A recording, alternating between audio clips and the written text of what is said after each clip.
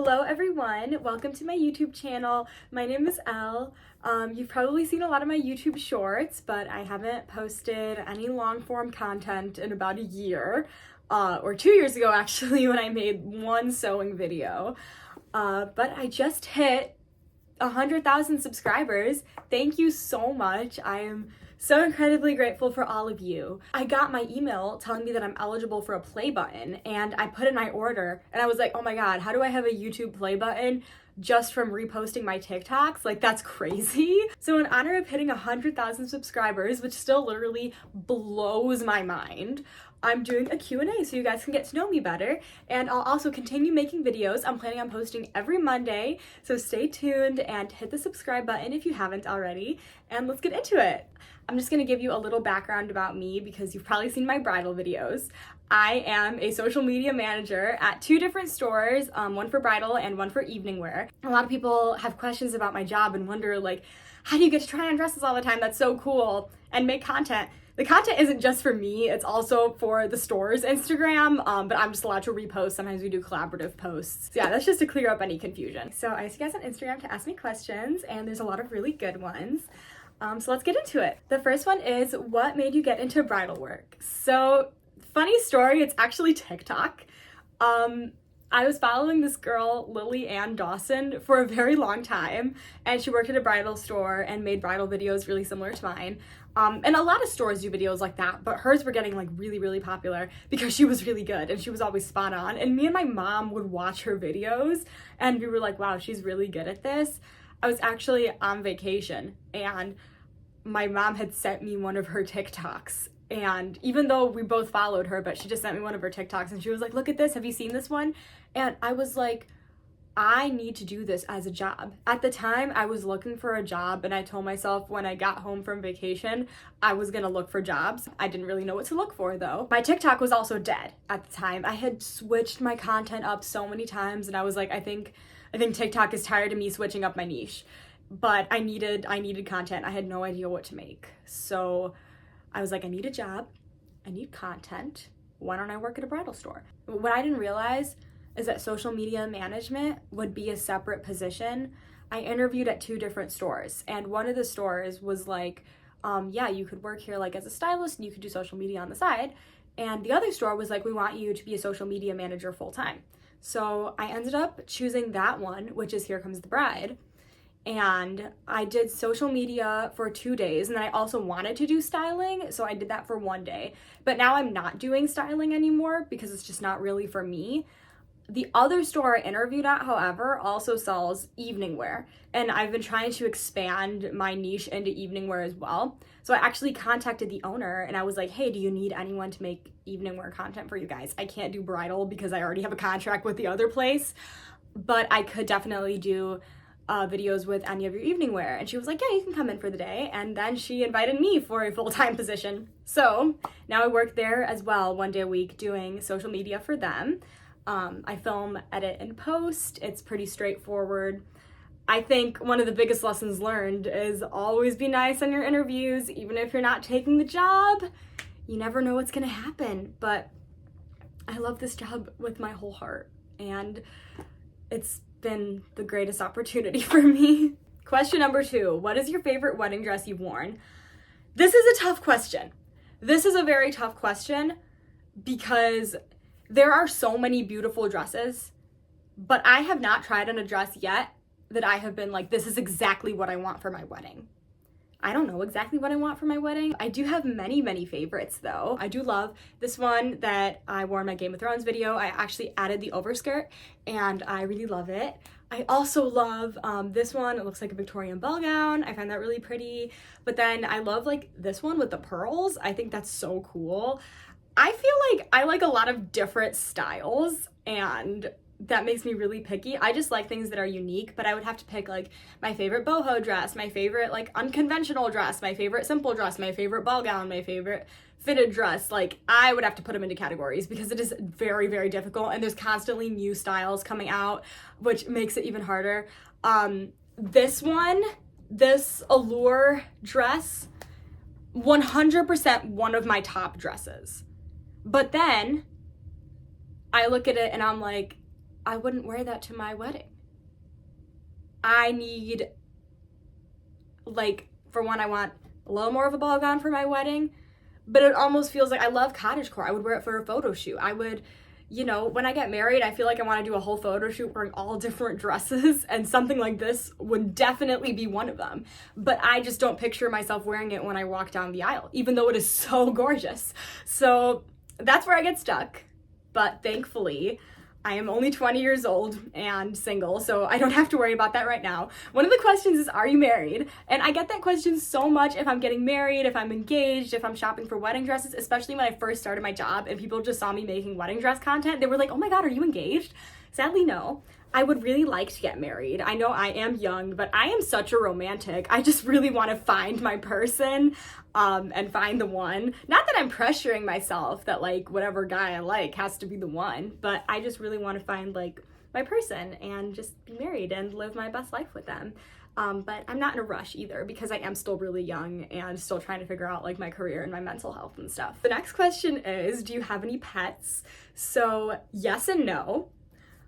I am getting a cat. She is with the breeder right now. I take her home by the end of May, but I visited her yesterday. Here's a picture. She is the cutest cat I have ever seen. She's a ragdoll. Her name is Twyla Blair. Twyla is after the cat from Barbie 12 Dancing Princesses, and Blair is after Blair Waldorf. I'm really, really excited. I'm definitely gonna make a whole video when I come to pick her up, and I'm already like going crazy buying cat supplies, so yeah. What majors did you study in college that led you to your current career? So this is a really good question. I am actually a college dropout. I went to school for fashion design. I went to a community college. My parents wanted me to go there at least for like a year or even a semester because I ended up getting a scholarship from my school. Like if you got really good grades, you could go to this community college for free. And I couldn't really afford a bigger school, even though I definitely did want to look into going somewhere like in downtown Chicago or something. But I was like, okay, sure, I'll do the first semester at this community college. Like, that's fine. And I actually know a lot of people who have went there and the classes have been great. Personally, for me, fashion school was very bad for my mental health. I used to be really, really passionate about sewing and it kind of killed it. And I'm still trying to get back into it. But it really just wasn't for me. I told myself I'd take a break after winter break. I was like, you know, I'm not gonna go back. I'll go back in the fall. I never did, but that summer I ended up getting my job in Bridal. The way I got my job as a social media manager is because I started working as a content creator when I was 16. Right before COVID started, I made a silly little video and it went viral. And then I just wanted to keep making videos because of that. It's not like that one video made my career or anything. But I continued making videos and then COVID happened and I was so bored at home. So I started making more videos. I did like TikTok POVs when those were like really trending at the time. And now I look back, I'm like, oh my God, these are so cringy. But like everyone was doing those. So we were all cringy together. And in my POV videos, a lot of times I would do like creative makeup looks. I did a lot of like Greek mythology cosplays. And that involved like a lot of fun makeup looks. And then I sort of just transitioned into makeup. Then I started sewing and I did sewing and makeup content. And then I started fashion school and I barely had time to do any content. I tried doing like fashion school vlogs, didn't really have time to film or edit. And then after that spring, when I took my semester off, my indefinite semester off, I was like, I need to revive my social media because I love this. It is so much fun. And I miss it. Throughout high school, I also did plenty of different brand sponsorships and worked with a lot of different brands. I put down all of the brands I've worked with on my resume. I put down what I was doing on social media, put down like follower count, like literally put down everything. I wasn't monetizing as much as I could have been back then, but I did know social media strategy and growth strategy. So that's how I ended up getting my job. And then I ended up working with a social media coach later that year, and she's amazing. She's the one who encouraged me to start posting YouTube shorts, even though I was nervous about it. Now I have 100K subscribers, so I'm gonna link her down below because she's amazing. What advice do you have for people who are interested in content creation? Honestly, it's not as hard as people think. And I know this sounds crazy. When it comes to starting content creation, I do have some advice that honestly It doesn't really involve doing anything that difficult. For one, you want good quality content, and that would involve good lighting. I film with professional lighting at home. At both my bridal stores, I use the windows as lighting. Ring lights are great, but even if you don't have a ring light, you're gonna put your phone on your windowsill and you're gonna film facing the window. Natural lighting is always the best. It is always gonna look good. If it's a little cloudy, it might not be as bright, but natural lighting is always gonna be the best. If you're doing makeup, do your makeup by the window. If you're showing an outfit, show your outfit in front of the window. It always helps. And make sure you are looking at the window. If the window's behind you, it's gonna be backlit and it's gonna look bad. If you want to invest in some lighting, you can get like the Alex Earl light from Amazon. That's like not super expensive and it lights up your face pretty well. Honestly, you don't need big fancy lighting. My second piece of advice is that you want to choose a niche. I know it's hard. I have ADHD. I like a lot of different things. I wanna post about everything. I wanted to post about sewing and makeup and mental health and so many different things. You can deviate from that niche once in a while, but when you first start, you want to post, for the most part, only that niche, because it is like a psychological thing. The more you see someone on your For You page, then you think, might as well follow them. So if you're making the same kind of video over and over and over again, like I'm always doing these bridal videos, the same place in the store, same film style, the same way I do the text, people get used to seeing my face. People get used to seeing these videos and they're like, wow, this girl's pretty good. Like I've seen her before, I'm gonna follow her. For me, I'm not posting just 1 or 2 wedding dress videos. I am posting so many wedding dress videos. So they're gonna follow me for more and they're gonna go stalk my profile and watch my old ones, which will then push those videos back onto the For You page. I've had videos go viral a month later, just because people went back and watched it, and then you see the analytics and it spikes.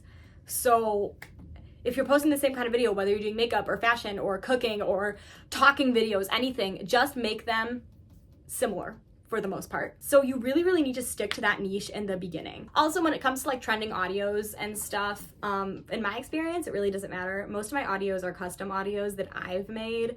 You can use trending audios, but if your whole page is just trends, it's not really going to be that interesting to people. They're like, oh, okay, you're doing a trend. So did I. Also, like, TikTok Shop is great. We love TikTok Shop. That is a wonderful way to grow as an influencer. But when you do fashion stuff, don't only post ads from TikTok Shop. You want to show them that you can be original too. Come up with your own stuff. But do it as much as you can. Get as many free samples as you can. It's great. You can earn commission. I've had very positive experiences with TikTok Shop. So I think it's 100% worth it. In the beginning, you have to post every day, if not at least 5 days a week. Don't take 2 days off for the weekend. Maybe like don't post on Saturday, post on Sunday, and then don't post on a weekday. So split it up more. You can batch out your content. I work at Here Comes the Bride 2 days a week. And in the beginning, I was trying to film 3 TikToks every single day. Now that both our work pages and my personal pages are doing a lot better, I don't post as much. My bosses are encouraging me to do more pictures than new arrivals as well. But when you're first starting out, you have to post every day. Don't do more than once a day. TikTok might see it as spam. Recycle your TikToks onto Reels and YouTube Shorts. Reels are more important on Instagram than pictures, but you still want to post some pictures as well.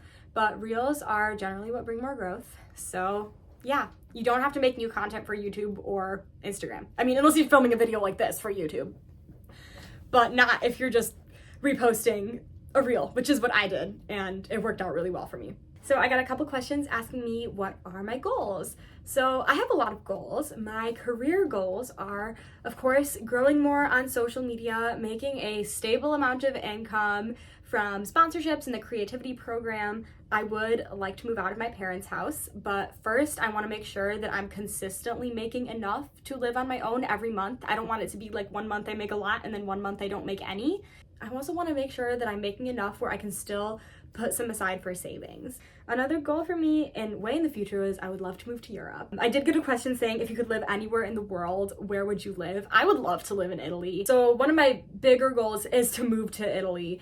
I obviously want to live alone, you know, locally first before I moved to Europe, or live with a roommate locally, just living without my parents locally before going to an entirely another country, because that would just be a little shocking. Another goal for me is to finish the book I'm writing. I love to write and I'm so excited about this book.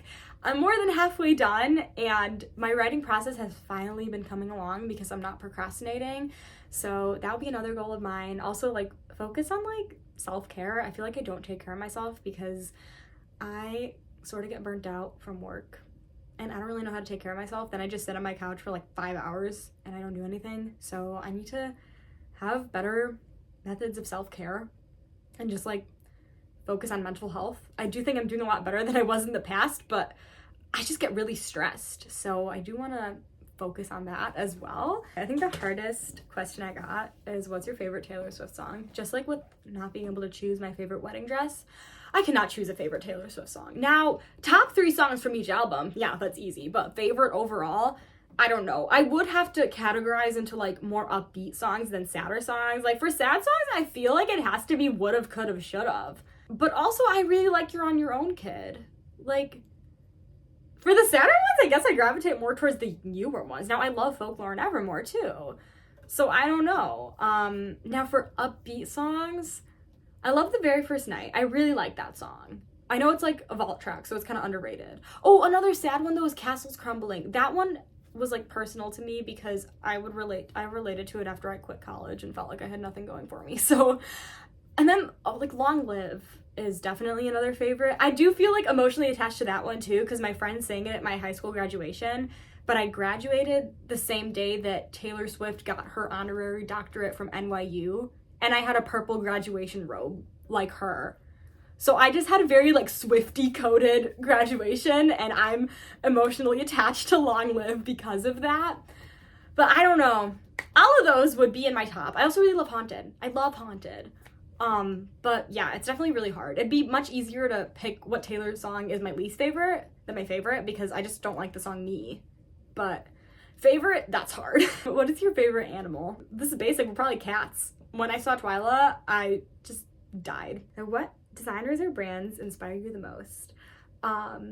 That's hard, but I love Dior, especially vintage Dior.